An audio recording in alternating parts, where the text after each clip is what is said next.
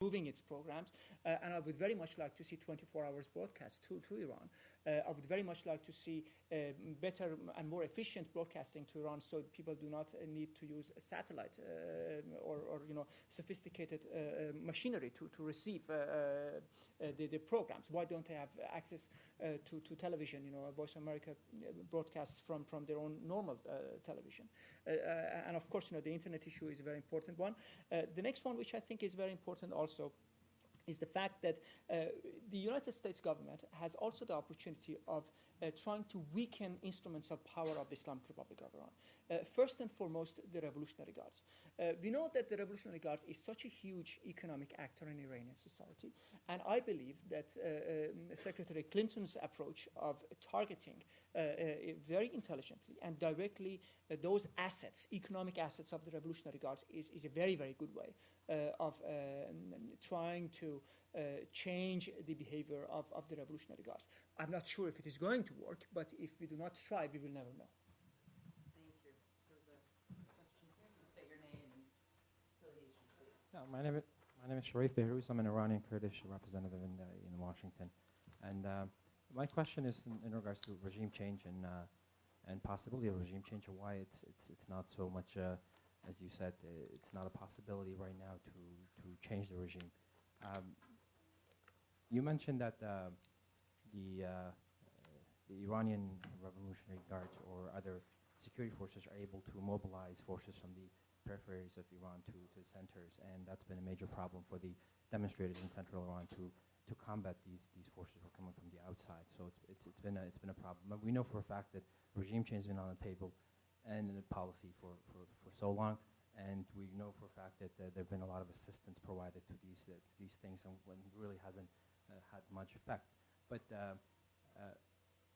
is there a problem with the opposition and the Green movement and the leaders that the peripheries are now supportive of the opposition and demonstrators centrally, and whether maybe speaking out for the rights of the ethnic minorities and the people surrounding Iran, who make up a major bulk of Iran's population, whether they can actually lead them to come to protest, and as well as having a nationwide protest instead of just protest oriented or just confined to the central part of Iran.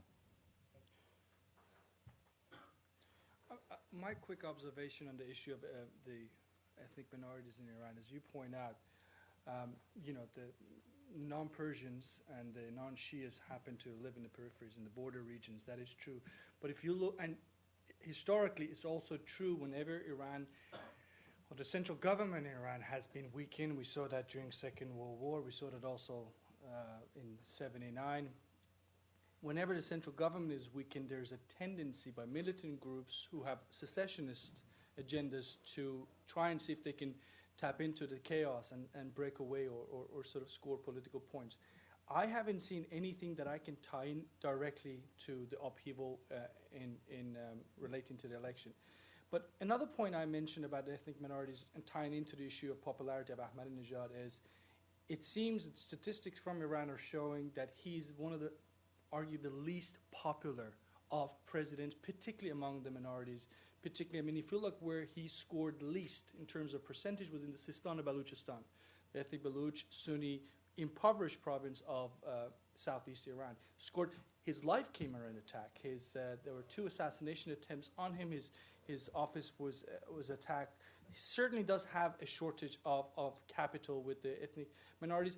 One of the issues that Ali was referring to before, the whole concept of Imam of Era, the Mahdiism, the 12 Shiism, that has been a major driver in the presidency of Mahmoud Ahmadinejad. Now, if you're a Sunni, or if you, by the way, just a sort of strict 12 or a Shia, some of the political statements and the worldviews of Ahmadinejad will obviously come as a bit of a nasty surprise to you. But I also, final point of this, which is perhaps more realistic than anything else I've said, is a basic bread and butter issue.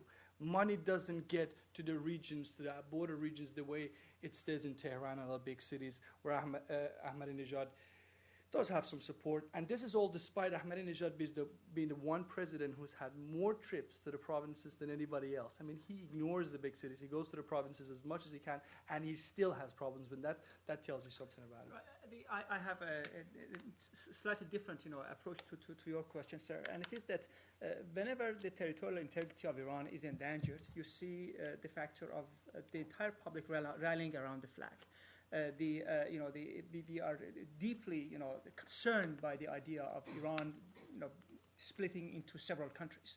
So whenever we see minorities demanding their rights at Iranian, civilians and their civic rights, that's great for everybody. Nobody can protest that. And you see actually that Mr. Karoubi, for example, in his campaign, he addressed the issue of not only the ethnic minorities, but also the religious minorities, the issue of Baha'is. So did the late Grand Ayatollah Montazeri, a Shia religious scholar who said that if the Islamic Republic of Iran issues IDs for Baha'i members, the Baha'is also should enjoy the rights of Iranian citizens. So if you approach that from that angle, you can have the Iranian public with you. But if there is talk about secessionism, that kind of thing, that would be counterproductive. So would, in reality, also be military strikes. I would say that military strikes would be a great help for the current government of the Islamic Republic, because it would rally the public around the flag. Thank you. Patrick Clausen.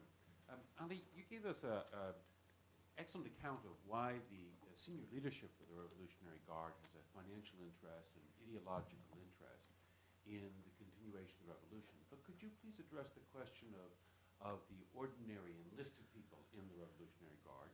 And to what extent do you think that those are still composed of conscripts?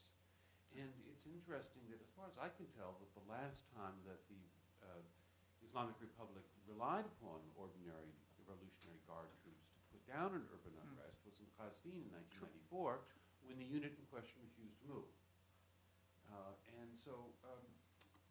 What do you think would be the reaction of the enlisted people, especially the conscripted enlisted people in the Revolutionary Guard, if they were asked to play this kind of repressive role?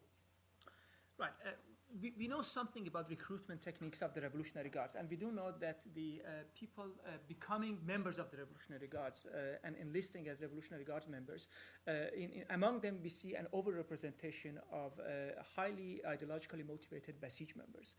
So it is not the ordinary Iranian, it is not, the Revolutionary Guards. It may be ethnically, fairly representative of the Iranian society, and may be, middle-class based, army, but there is some overrepresentation of the Basij members who increasingly become members of the Revolutionary Guards, are recruited through that system. You can see that in their own, announcements that the Revolutionary Guards in its recruitment technique gives preferences to former Basij members. So that's one part of the story. The second part of the story is actually, is more in accordance to your analysis, and that is the very fact that at demonstrations and protests, you do not see so many people wearing Revolutionary Guards uniforms. More often than not, they wear, civilian clothes. Why? Because the Revolutionary Guards as a military force, especially if the Revolutionary Guards has the ambition of becoming the rulers of Iran in the future, do not want to depict themselves as a brutal, repressive organization. They want to preserve the image of themselves as those who liberated Khorramshahr. In other words, those who liberated Iranian